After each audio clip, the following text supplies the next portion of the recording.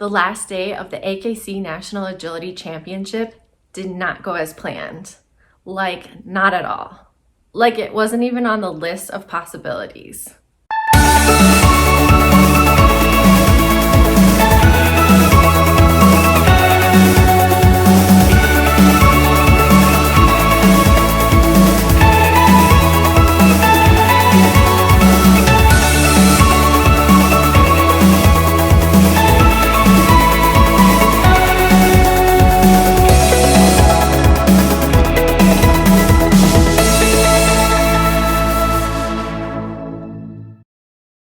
As I woke up on the last day of the AKC National Agility Championship, I had no idea if we would compete.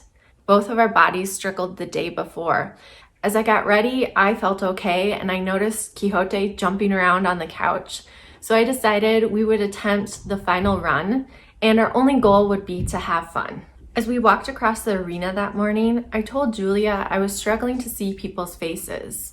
Although prednisone can help me in many ways, it also has some very serious side effects. And one of those is over time, it affects my vision.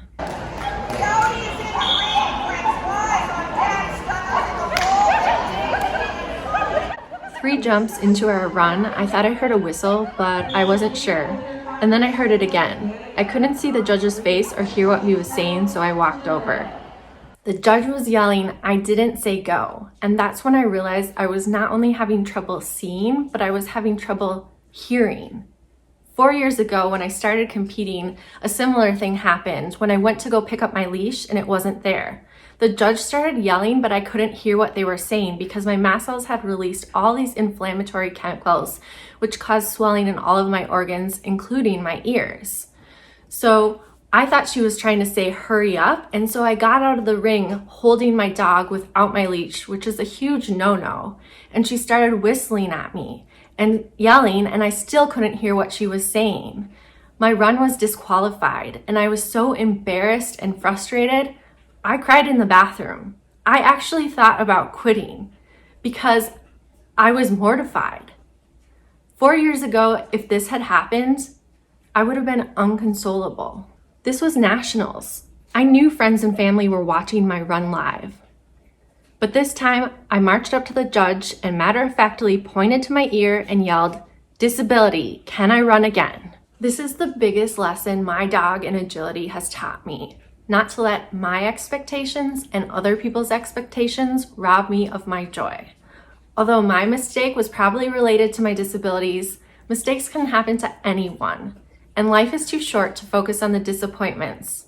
Plus, I had plenty to celebrate. So I picked up my very confused dog, shamelessly walked back to the start line, and we tried again.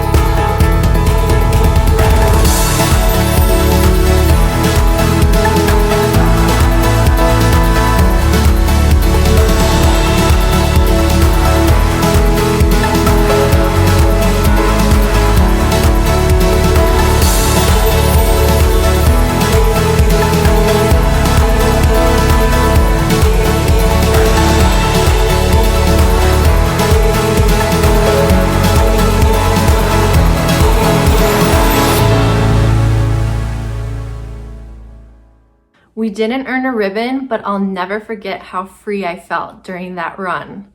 I thanked Quixote the best I could, with half a hot dog. And when we went back to the hotel, my heart just about burst because he still wanted to play with me. That's when I knew that this trip had been a success for both of us.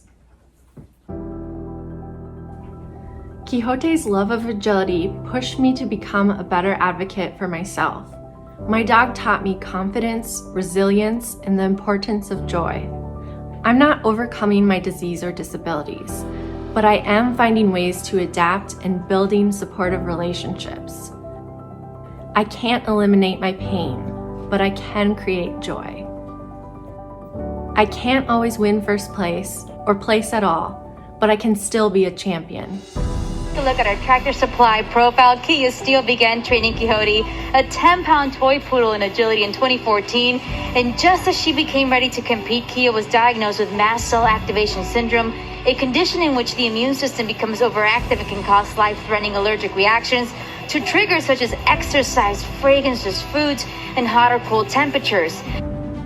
So we just watched our profile on ESPN and it was so good, and they let me tell my own story through my videos, and I am so grateful and so thankful for all the support I have received, but even more than that, just the awareness that we're going to raise for other people. I'm reacting. And to let other people with mast cell activation syndrome know, and disabilities and chronic illness know that they belong in this world and that there's hope for them and they can experience joy. I'm just so incredibly overwhelmed with gratitude.